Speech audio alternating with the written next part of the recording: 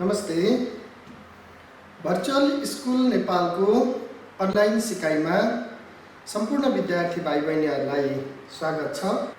देश र अन्तर्राष्ट्रिय स्तरमा आज सबैजना घरमा बस्नु परेको यो असहज परिस्थितिमा आफ्नो सिकाइलाई निरन्तर अगाडि बढाउँदै जाँदा नेपाली विषयको व्याकरणभित्र कतिपय त्यस्ता समस्याहरू छन् जुन समस्याको विद्यार्थी स्वयंबाट निदान हुन नसकेको बेलामा उपयोगी सामग्री बनोस् भन्ने उद्देश्यले भर्चुअल स्कुल नेपालले केही शैक्षिक सामग्रीहरू उत्पादन गरिरहेको छ।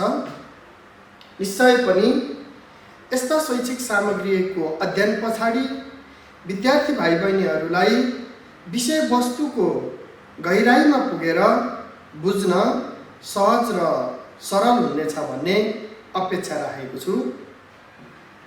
यसो भन्दै आजको म कक्षाको विषयवस्तु उठान गर्छु।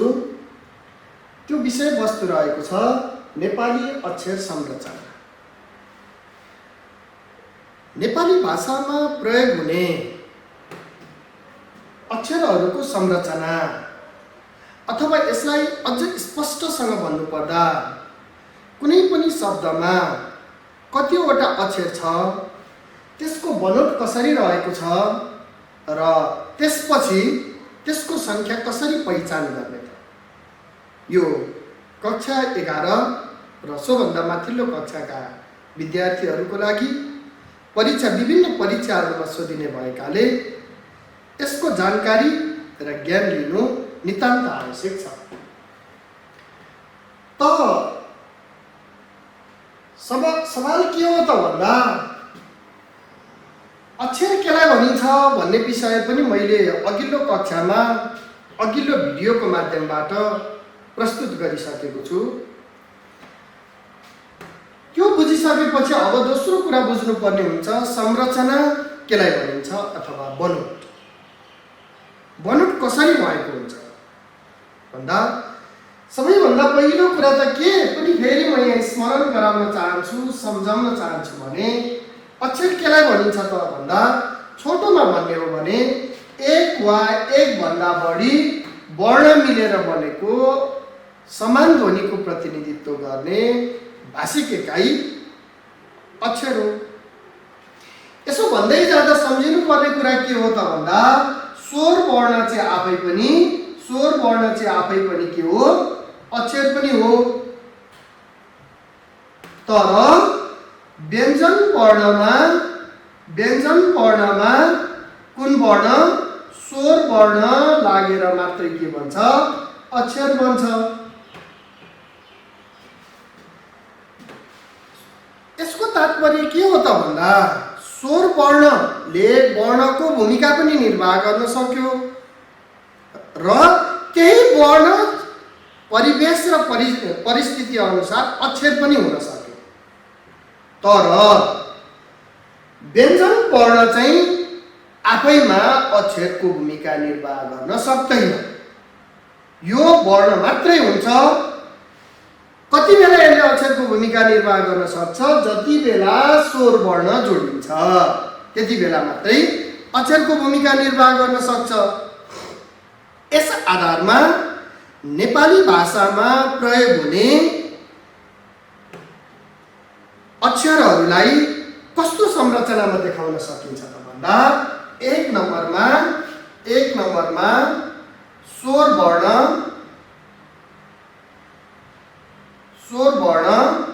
के हो, यो अक्षर हो। अघि पनि मैले भनिसकेको छु, स्वर वर्ण स्वयंमा के हो, अक्षर पनि हो, अक्षरको पनि काम गर्न सक्छ। त्यस्तै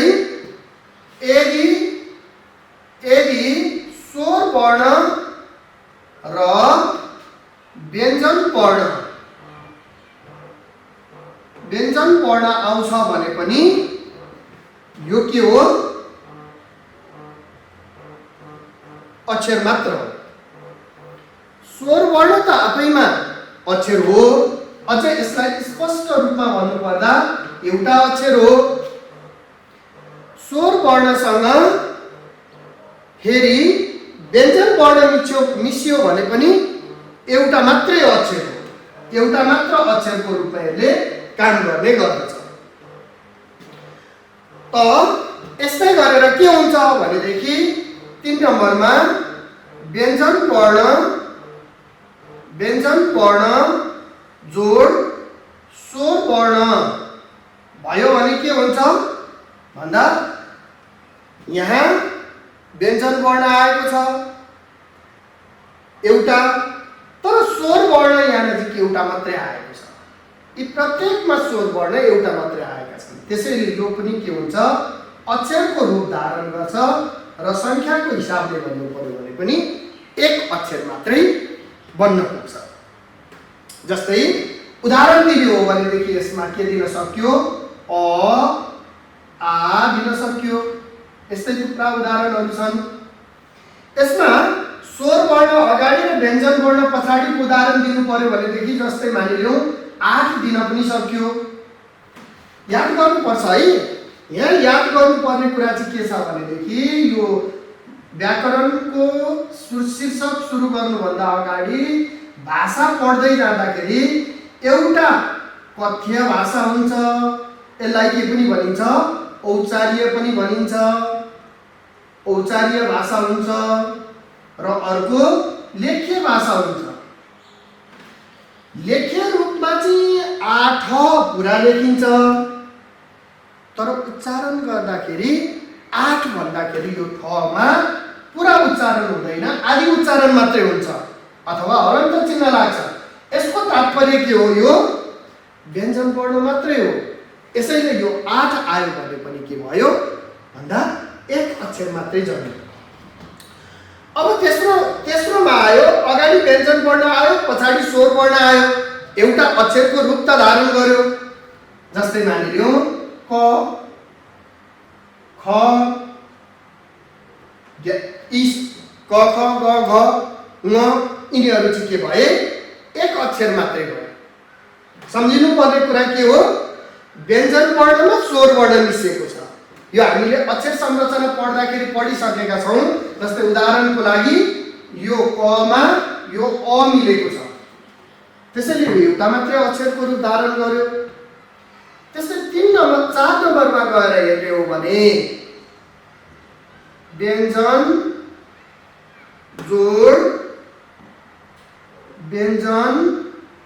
जोड स्वर वर्ण।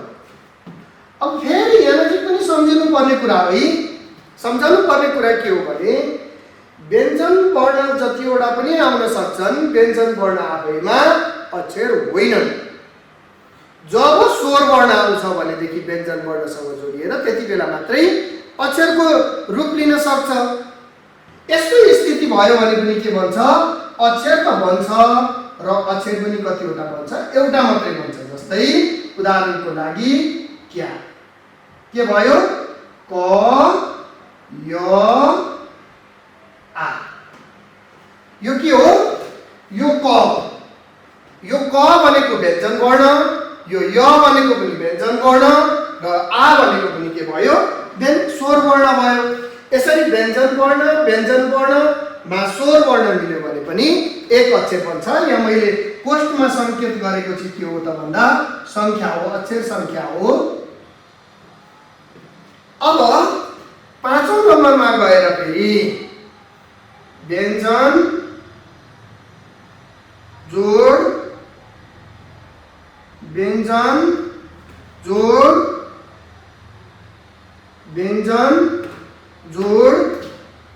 स्वर वर्ण।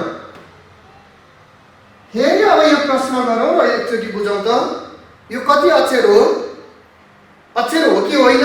हो, किनभने व्यञ्जन वर्णसँग स्वर वर्ण मिलेर आएको छ। कति अक्षर हो त भन्दा एउटा, दुईटा, तीनवटा व्यञ्जन वर्ण आए पनि यहाँ स्वर वर्ण चाहिँ एउटा मात्रै आएको छ। जतिवटा स्वर वर्ण आयो त्यतिवटा नै अक्षर हो, त्यसैले पनि यो पनि के हो एक अक्षर हो। जस्तै उदाहरणका लागि स्त्री स त र इ स त र इ स पनि स्वर वर्ण व्यञ्जन वर्ण त पनि व्यञ्जन वर्ण र पनि व्यञ्जन वर्ण र इ चाहिँ के आयो स्वर वर्ण आयो एक अक्षर बन्यो। अब आयो छैटौं नम्बरमा व्यञ्जन जोड स्वर जोड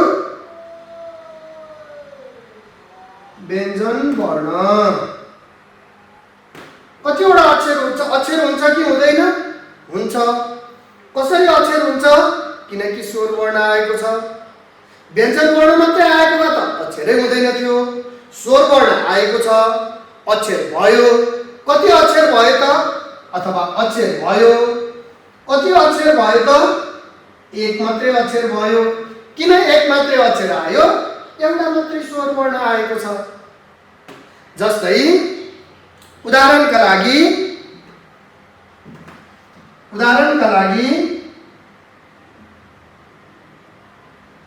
काम कसरी बन्यो? क आ म। क भनेको के हो? स्वर वर्ण व्यञ्जन वर्ण हो। आ भनेको के हो? स्वर वर्ण हो। म भनेको के हो? व्यञ्जन वर्ण हो। यहाँ के हेर्नु हुँदैन भन्दाखेरि स्वर वर्ण कतिवटा आए त्यसले अक्षरको रूप धारण गर्यो, तर व्यञ्जन वर्ण अगाडि आओस् कि पछाडि आओस्, व्यञ्जन वर्ण मात्रै आउँछ र त्योसँग स्वर वर्ण जोडिएर आउँदैन भने त्यति बेला त्यो व्यञ्जन वर्णले मात्रै अक्षरको भूमिका निर्वाह गर्न सक्दैन। जस्तै अर्को उदाहरणको लागि 7औं नम्बरमा व्यञ्जन जोड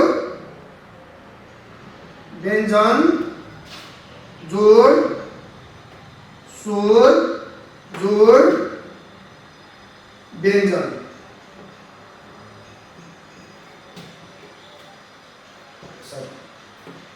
व्यञ्जन वर्ण एउटा, दुईटा व्यञ्जन वर्ण, तीनटा व्यञ्जन वर्ण आयो, बीचमा एउटा स्वर वर्ण आयो।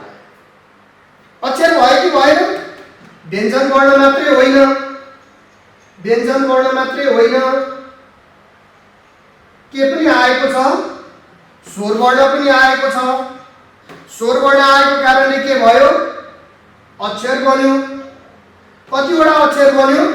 जतिवटा व्यञ्जन वर्ण आयो पनि गन्ती भएन, एउटा मात्रै स्वर वर्ण आएकाले एक अक्षर बन्यो। जस्तै वा